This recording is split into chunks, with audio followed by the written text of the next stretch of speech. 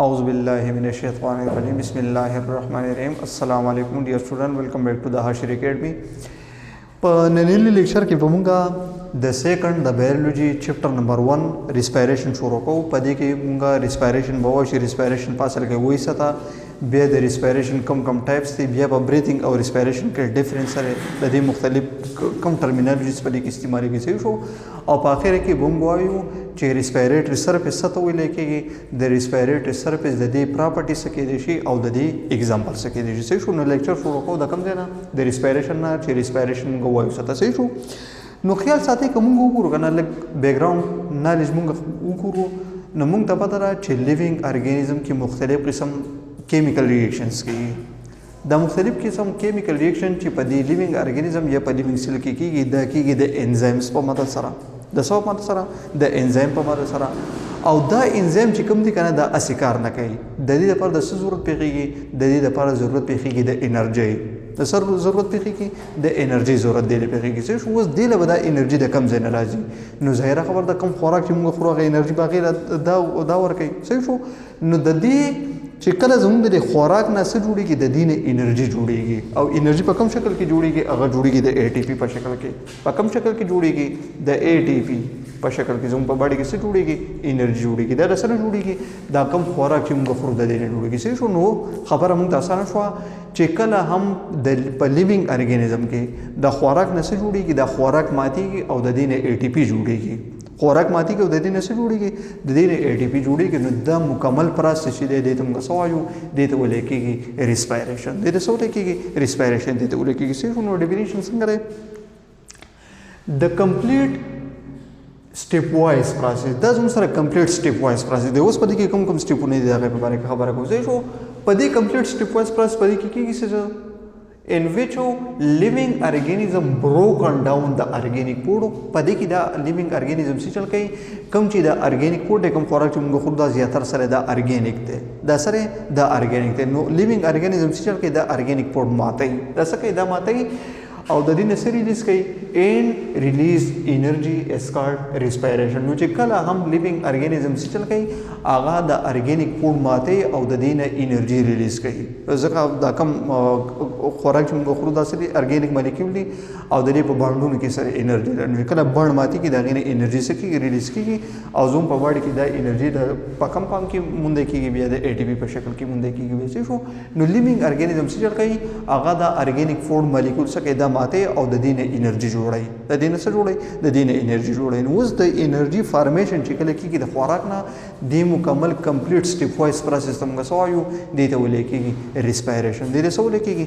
ریسپایریشن دې ته ویل کېږي. صحیح شو. بیا که موږ د ریسپایریشن ټایپس ته وګورو که نه نو خبرې ساتئ د ریسپایریشن زموږ سره دوه قسمونه دي. صحیح شو. یو ته څه ویل کېږي؟ یو ته ویل کېږي ایکسټرنل ریسپایریشن او بل ته ویل کېږي انټرنل ریسپایریشن. یو ته څه ویل کېږي؟ ایکسټرنل ریسپایریشن او بل ته څه ویل کېږي؟ انټرنل ریسپایریشن. اوس دا وایي چې ایکسټرنل ریسپایریشن موږ وایو څه ته؟ په دې کې کوم فیزونه دي. صحیح شو. نو خبرې یا ساتئ د ایکسټرنل ریسپایریشن د موږ بل نوم څه وایو؟ دې ته ویل کېږي بریثینګ. دې ته څه ویل کېږي؟ بریثینګ دې ته ویل کېږي. او بریثینګ تاسو ته پته ده چې دا سره دا زموږ سره ګیشیس ایکسچینج دی چې کله د ارګانیزم او د انوایرمنټ په منځ کې څه کېږي؟ د ګیشیس ایکسچینج کېږي یا ایکسچینج اف ګیسز کېږي. دې ته موږ څه وایو؟ دې ته ویل کېږي بریثینګ. دې ته څه ویل کېږي؟ بریثینګ دې ته ویل کېږي. صحیح شو. نو ایکسټرنل ریسپایریشن د موږ بل نوم څه وایو؟ دې ته ویل کېږي بریثینګ. صحیح شو. بله خبره چې دا زموږ سره دا یو فیزیولوژیکل پروسس دی، مطلب دا فزیکل پروسس دی. دا سره زموږ سره دا فزیکل پروسس دی. بریثینګ ورته هم ویل کېږي ایکسټرنل ریسپایریشن ته او دا زموږ سره فیزیولوژیکل او یا فزیکل پروسس دی. صحیح شو. اوس په دې کې کېږي څه ډول؟ په دې کې دوه کارونه کېږي. په ایکسټرنل ریسپایریشن کې په دې کې دوه کارونه کېږي. په دې کې کېږي انټیک اف اکسیجن. په دې کې مطلب لیوینګ ارګانیزم څه کوي؟ د انوایرمنټ نه اکسیجن خپل باډي ته انټر کوي. ایکسټرنل ریسپایریشن کې څه چل کېږي؟ لیوینګ ارګانیزم د انوایرمنټ نه د اکسیجن ګیسو خپل باډي ته انټر کوي. د سره انټیک اف اکسیجن شو او په دې کې څه کېږي ریلیز اف کاربن ډای اکساید کېږي ځکه موږ مخکې وویل چې په لیوینګ ارګانیزم کې مختلف کیمیکل ریاکشن کېږي نه په دې کیمیکل ریاکشن کې یو ویسټ پروډکټ پیدا کېږي چې هغې ته موږ څه وایو کاربن ډای اکساید کاربن که په باډي کې پاتې کېږي نو دا ټاکسیسټي تاکاس کوي نو دا هم د باډي نه بهر ته راویسته غواړي نو چې کله اکسیجن څه کېږي دا لیوینګ ارګانیزم د انوایرمنټ نه باډي ته انټر کوي نو دا کاربن ډای اکساید به بهر ته راوځي صحیح شو نو انټیک اف اکسیجن په دې کې کېږي او ریلیز اف کاربن ډای اکساید په دې کې کېږي صحیح شو په دې بریثینګ او یا په ایکسټرنل ریسپیریشن کې په دې کې دوه پیجونه دي یا په دې کې دوه سټیټس دي صحیح شو یو ته موږ څه وایو یو ته ویل کېږي انسپایریشن او بل ته څه ویل کېږي ایکسپایریشن یو ته انسپایریشن ویل کېږي او بل ته څه ویل کېږي ایکسپایریشن اوس دا پیژنو چې دا موږ څه ته وایو انسپایریشن ته خبره کې ساتي دي ته موږ بل څه وایو دي ته انهیلیشن هم ویل کېږي دته انهیلیشن هم ویل کېږي صحیح شو او په دې پروسس کې کېږي چې چلو انټیک اف اکسیجن ټیک پلیس په دې کې زموږ سره څه کېږي اکسیجن د انوایرمنټ نه لیوینګ باډیز ته څه کېږي د انټر کېږي یا لیوینګ سیل ته څه کېږي د انټر کېږي څه چل کېږي په دې کې د انوایرمنټ نه اکسیجن ګیس او لیوینګ باډي ته انټر کېږي صحیح شو بل کوم چې ایکزهلیشن نه نو دې ته موږ بل نوم څه وایو دې ته ویل کېږي ایکزهلیشن دې ته بل نوم څه وایي دلته کې لږ مسټیک شوی دلته کې موږ څه دې ته موږ څه وایو ایکسپایریشن دې ته ویل کېږي څه ویل کېږي ایکسپایریشن دې ته ویل کېږي انسپایریشن او بل څه دې تم سره ایکسپایریشن نو دې ایکسپایریشن د موږ بل نوم څه وایو دې ته ایکزهلیشن ویل کېږي ایکسپایریشن او یا دې ته موږ بل نوم څه وایو دې ته ایکزهلیشن ویل کېږي صحیح شو په دې کې څه چل کېږي په دې کې ریلیز اف کاربن ډای اکساید ټیک پلیس او په دې کې زموږ سره د لیوینګ باډي نه کاربن ډای اکساید ګیس بهر ته راوځي انوایرمنټ ته چې کله اکسیجن د انوایرمنټ نه لیوینګ باډي ته انټر کېږي دې ته موږ څه وایو انهیلیشن او یا دې ته ویل کېږي انسپایریشن او چې کله کاربن ډای اکساید د لیوینګ باډي نه بهر انوایرمنټ ته راځي نو دې ته موږ ایکسپایریشن هم وایو او دې ته ایکزهلیشن هم ویل کېږي صحیح شو نو دا د چا ټایپس یا د چا پیجونو د زموږ سره د ایکسټرنل ریسپیریشن دغه پیجونو زموږ سره صحیح شو اوس په دې چپټر کې به زیاتره فوکس زموږ په څه باندې هغه به زموږ سره په دې ایکسټرنل ریسپیریشن باندې صحیح شو چې ایکسټرنل ریسپیریشن خیر انټروډکشن هم وکړو خو په هیومن کې دا په کومه طریقه باندې کېږي صحیح شو او د دې میکانیزم بیا څنګه دی دا په کومه طریقه باندې کېږي صحیح شو مطلب د برین کم یو پارټ دا کنټرول کوي په دې کې کېږي څه چل مطلب کم فزیولوژیکل چینجز په دې کې راځي نو زموږ زیاتره فوکس په دې باندې صحیح شو خو د خپل نالج بډاولو لپاره دا هم د ځان سره یې ساتي ټیک ده ښه بل د زموږ سره انټرنل ریسپیریشن نو انټرنل ریسپیریشن د موږ بل نوم څه وایو دې ته ویل کېږي سیلولر ریسپیریشن دې ته بل نوم څه ویل کېږي سیلولر ریسپیریشن دې ته ویل کېږي صحیح شو او دا زموږ سره دا یو بایوکیمیکل پروسس دی مطلب دا زموږ سره سره یو کیمیکل پروسس دی خو دا د په لیوینګ سیل کې کېږي نو څه کوم څه وایو بایوکیمیکل پروسس صحیح شو دا زموږ سره څه کېدای شي مې بي دا زموږ سره ایروبیک هم کېدای شي دا زموږ سره ان ایروبیک هم کېدای شي انټرنل ریسپیریشن ته موږ سیلولر ریسپیریشن وایو بایوکیمیکل پروسس دی او دا زموږ سره ایروبیک هم کېدای شي او دا زموږ سره ان ایروبیک هم کېدای شي اوس دا پیژنو چې ایروبیک موږ څه ته وایو او ان ایروبیک موږ څه ته وایو او د دې فائدې څه دي صحیح شو ښه جي نو ایروبیک ریسپیریشن cellular respiration take place in the presence of oxygen چې کله هم زموږ سره ریسپیریشن کېږي انټرنل ریسپیریشن او دا کېږي in the presence of oxygen مطلب دې ته د اکسیجن سي ضرورت دی نو دغه قسم ریسپیریشن ته موږ څه وایو دې ته ویل کېږي ایروبیک ریسپیریشن دې ته څه ویل کېږي ایروبیک ریسپیریشن صحیح شو و د دې پیدا سره نو خبر یا ساتي په ایروبیک ریسپیریشن کې زموږ سره انرژي ډېره زیاته پیدا کېږي په ایروبیک ریسپیریشن کې زموږ سره انرژي ډېره زیاته پیدا کېږي نو په دې وجه باندې د ایروبیک ریسپیریشن سره دا پیدا نه چې د انرژي په زیات مقدار کې پیدا کوي صحیح شو د دې اگزامپل یا ساتي کومه د یو ګلوکوز مالیکول خبرو وګنا نو یو ګلوکوز مالیکول پروډوس کوي څومره اي ټي پی 36 اي ټي پی دې پیدا کوي پس کې په ایروبیک سیلولر ریسپیریشن کې چې کله یو ګلوکوز مالیکول څه کېږي د ماتېږي په ایروبیک ریسپیریشن کې نو د څونه اي ټي پی انرژي پیدا کوي 36 اي ټي پی انرژي دی پیدا کوي څه نو ډېره زیاته انرژي ده نو د ایروبیک ریسپیریشن دا پیدا ده چې د انرژي په زیات مقدار کې پیدا کوي څه نو زموږ څه شو ایروبیک ریسپیریشن شو بل تم غسو یو بل ته ویل کېږي ان ایروبیک ریسپیریشن نو زموږ سره پاسه کې سره د سیلولر ریسپیریشن نه خدا کېږي ان د ایبسنس اف اکسیجن مطلب دې ته د اکسیجن ضرورت نه ده د اکسیجن په غیر موجودګۍ کې څه کېږي دا کېږي زموږ سره صحیح شو و د دې مطلب نقصانات د دې څه کېږي نقصانات د دې دا دی کنه چې دا زموږ سره ډېره کمه انرژي پیدا کوي صحیح شو که موږ د ګلوکوز مثال واخلو نو ګلوکوز مالیکول پروډوس 2 ATPs ان ایروبیک سیلولر ریسپیریشن په ان ایروبیک سیلولر ریسپیریشن کې یو ګلوکوز مالیکول چې کوم دی نو هغه 2 ATPs انرژي پیدا کوي. نو د سو په ایروبیک ریسپیریشن کې یو ګلوکوز 36 ATP انرژي پیدا کوي او په ان ایروبیک ریسپیریشن کې یو ګلوکوز مالیکول 2 ATPs انرژي څخه هغه پیدا کوي. نو په دې وجه باندې زموږ لپاره کوم یو ضروري دی؟ ایروبیک ریسپیریشن ضروري دی. صحیح شو؟ خجی د ان ایروبیک ریسپیریشن موږ بل نوم څه وایو؟ دې ته ویل کېږي فرمنټیشن هم دې ته ویل کېږي. بل نوم دې ته څه ویل کېږي؟ فرمنټیشن هم دې ته ویل کېږي. صحیح شو؟ او دا فرمنټیشن چې کوم دی یا ان ایروبیک ریسپیریشن چې کوم دی نو دا زموږ سره فردر دوه قسمه دی. صحیح شو؟ یو ته څه ویل کېږي؟ یو ته ویل کېږي الکوهولیک فرمنټیشن او بل ته څه ویل کېږي؟ لیکټیک اسید فرمنټیشن هغه ته ویل کېږي. او دې له د نمونه په کم بیس باندې ورکړي دي دې خواته وګورئ. اوله خبره الکوهولیک فرمنټیشن دا په چا کې کېږي؟ دا په پلانټس کې کېږي او سا مایکرو ارګانیزم دی پاږي کې دا کېږي. صحیح شو؟ او د دې اینډ پروډکټ چې کوم راځي نو هغه زموږ سره الکوهول دی. مطلب د دې لچې د نمونه کم ورکړي کنه دی ول په کم بیس باندې ورکړي دي د دې چې کوم اینډ پروډکټ راځي پاږي بیس باندې دې څو ورکړي دي نمونه ورکړي دي. صحیح شو؟ نو الکوهولیک فرمنټیشن دا په پلانټس کې کېږي او د دې اینډ پروډکټ سره راځي هغه الکوهول راځي. صحیح شو؟ یو شو.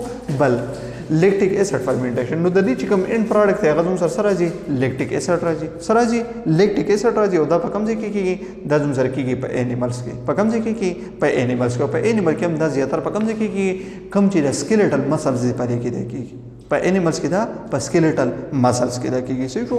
خجی نو دا زموږ سره څه دا زموږ سره انټرنل ریسپیریشن پکې بیا موږ ایروبیک وې ان ایروبیک او په ان ایروبیک بیا موږ الکوهولیک وې او لیکټیک اسید موږ وې. صحیح شو؟ اوس د دې پورې موږ ریسپیریشن او دا غي ټایپ سکله لغه موږ کلیر کړ. صحیح شو؟ اوس موږ دا وایو کنه زموږ زیاتره فوکس چې کوم دی نو په ایکسټرنل ریسپیریشن باندې. ایکسټرنل ریسپیریشن موږ وایو کنه چې کله د انوایرنمنت او د لیوینګ ارګانیزم مومنټس کې څه کېږي؟ ایکسچینج اف ګیسز کېږي. دې ته موږ څه وایو؟ دې ته ویل کېږي ایکسټرنل ریسپیریشن. صحیح شو؟ اوس دا ګیسز ایکسچینج دا په دې لیوینګ ارګانیزم کې په خاص ریجن کې کېږي.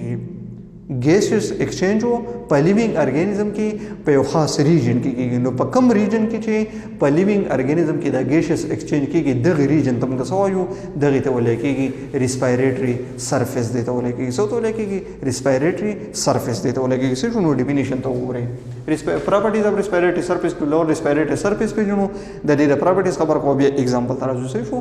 خجی نو ریسپایریټري سرفیس ته ویل کېږي د ریجن ویر ایکسچینج اف ګیسز ټیک پلیس. هر هغه ځای کې په لیوینګ ارګانیزم کې چلته کې څه کېږي؟ ګیس ایکسچینج اف ګیسز کېږي د چا چا په منځ کې؟ بټوین ارګانیزم اینډ انوایرنمنت او د ارګانیزم او د انوایرنمنت په منځ کې. په لیوینګ ارګانیزم کې هر هغه ریجن هر هغه ځای چې په هغه کې څه کېږي د دغه په مدد سره د لیوینګ ارګانیزم او د انوایرنمنت په منځ کې ایکسچینج اف ګیسز کېږي. نو دې ته موږ څه وایو؟ دې ته ویل کېږي ریسپایریټري سرفیس. دې ته څه ویل کېږي؟ ریسپایریټري سرفیس دې ته ویل کېږي. چې اوس ریسپایریټري سرفیس به موږ وایو څه په لیوینګ ارګانیزم کې مختلف قسم ارګنز بوندې کېږي نه مختلف قسم سټرکچر بوندې کېږي. اوس موږ ریسپایریټري سرفیس پکې څه وایو؟ نو خبر یې ساتي د ریسپایریټري سرفیس د پاره سلی دا پراپرټیز دي. کپرس کا دا پراپرټیز په یو ریجن کې موجود دي په یو پارټس یا په یو ارګن کې موجود وي نو هغه به موږ چې دا ریسپایریټري سرفیس ده. خو دا پکې نه وي نو هغه ته به موږ ریسپایریټري سرفیس نه وایو. صحیح شو؟ کم کم پراپرټیز کې دي شي یو پراپرټی سره پدې کې پرمیبیلیټي چې دا وسې دا به هایلی پرمیبلی ریسپایریټري سرفیس وسې هغه به هایلی پرمیبلی مطلب پدې کې به ګیسز ایکسچینج کېږي هغه بالکل پاسانه باندې کېږي. صحیح شو؟ لکه بس کېږي فرمیبل ټو ګیسز مطلب یو ګیس پس کېږي هغه بار انټر کېږي او بل بس کېږي بل با د دې په مدد سره بهر ته وځي. نو ایکسچینج اف ګیسز بدل کې کېږي خو بالکل پاسانه باندې کېږي. یو خبره بل دا بسې زموږ سره 3 والز د دې چې کوم دیوالونه مطلب د دې چې کوم سرفیس دی هغه بسې د هغې تکنیس او د هغې تکنیس په یا 1 ملي میټر او یا به د 1 ملي میټر نه سي دا به کمي د ریسپایریټري سرفیس او د دې چې کوم تکنیس دی د دې چې کوم ډبل واله دی هغه به یا 1 ملي میټر او یا به د 1 ملي میټر نه سي دا به کمي. اوس ولې دا دونه کم پکار دی؟ ځکه که فرض کړه د دې نه سیوا کېږي نو بیا د ګیسز ډیفیوژن په اسانه باندې نه کېږي. بیا د ګیسز ډیفیوژن په اسانه باندې کېږي. نو د ګیسز ډیفیوژن موږ غواړو چې دا په اسانه باندې وشي نو د هغې لپاره د دې دیوالونه څه پکار دي؟ هغه نري پکار دي چې دا یا 1 ملي میټر او یا د 1 ملي میټر نه کم پکار دی. صحیح شو؟ درېیمه چې کوم پراپرټي د هغه څه هغه د موایسټ سرفیس او د دې چې کوم سرفیس دی ریسپایریټري سرفیس نه دا په دې باندې شوی په دې کې به واټر کانټینټس موجود دي. په دې کې څه موجود دي؟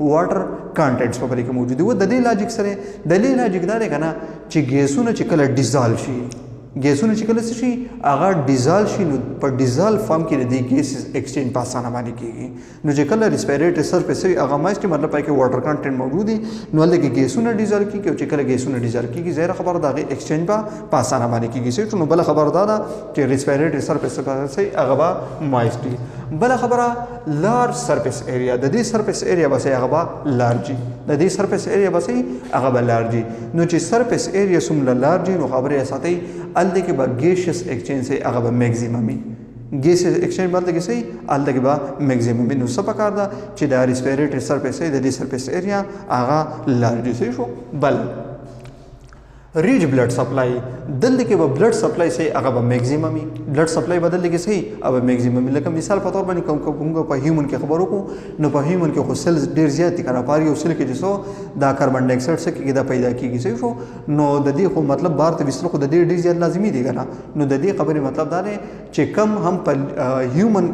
بینګز کې یا په د هیومن کې چې کم ریسپیریټری سرفیس ته کنه الته کې به د بلډ سپلای سي هغه به سي وای چې زیاتره کاربن ډای اکساید څخه کېږي هغه د باډي نه بهر ته وځي صحیح شو نو سبا کار چې دلته کې بلډ سپلای سي هغه زیاتې مطلب دلته کې کیپیلری سي هغه زیات راغلي صحیح شو او بل خبردار چې دا بس ګډ وینټیلیشن په پرې کې ګډ وینټیلیشن سیستم په پرې کې موجود دي صحیح شو چې دلته کې څه کې پاسانه باندې ان ان اوټ اف ګیسز کې یو ګیس سو هغه پاسانه باندې را انټر کیږي او بل ګیس پاسانه باندې بهر ته وځي دي تم څه وایو دي ته ولې کېږي وینټیلیشن سیستم ګډ وینټیلیشن سیستم نو ریسپیریټری سرفیس په دې کې به ګډ وینټیلیشن سیستم هم صحیح موجود دي چې یو ګیس پاسانه باندې را انټر کیږي او بل ګیس پاسانه باندې بهر ته وځي صحیح شو نو سو موږ یو بدا سي یو بدا پرمیبل بل وسه دا بتین والی بل د دې سرفیس هغه به مویسټي د دې سرفیس ایریا به لارجي دلته کې بلډ سپلای سي هغه به سی وای او دا به سي د زوم سره ګډ وینټیلیټری سیستم یعنی ګډ وینټیلیشن سیستم پرې کې سي او په دې کې موجود دي شي نو دا شپږ پراپرټي دا شپږ پراپرټي دي د ریسپیریټری سرفیس پراپرټي دي اوس کفرس کا په لیوینګ ارګانیزم کې داسې ارګان یا داسې پارت موجودو چې په هغه کې دا پراپرټیز موجود وي هغه ته موږ سوایو هغه ته موږ ریسپیریټری سرفیس وایو نو کوم دا پراپرټي د سره میچینګ وکړو د هیومن د لنګ سره د پلانټس د لیو سره او د فیشز د ګیل سره د دې میچینګ وکړو نو دا پراپرټیزو په دې ارګنز کې مونږ کېږي نو ځکه دې ته موږ سوایو چې په هیومن بینګز کې چې کوم ریسپیریټری سرفیس دی هغه سره هغه لنګز دی په لنګز کې بیا خاص کر سو الویولای د سره زم سره د ریسپیریټری سرفیس دی په پلانټ کې زم سره سری لیوز دی په لیوز کې دا پراپرټیز موجود دي نو ځکه هغه ته موږ سوایو ریسپیریټری ایریا کې ته ولې کېږي یا ریسپیریټری سرفیس هغه ته ولې کېږي او په فیش کې زم سره کم یو ارګن یا کم یو پارت دی هغه ګیلز دی په ګیلز کې دا پراپرټی موجود کېږي نو ځکه په فیش کې ګیلز څنګه سوایو دې ته ولې کېږي ریسپیریټری سرفیس دې ته ولې کېږي صحیح شو نو دا سو په اصل کې مونږه په دې لیکچر کې دوه ټاپکونه سکړه هغه موږ کلیر کړو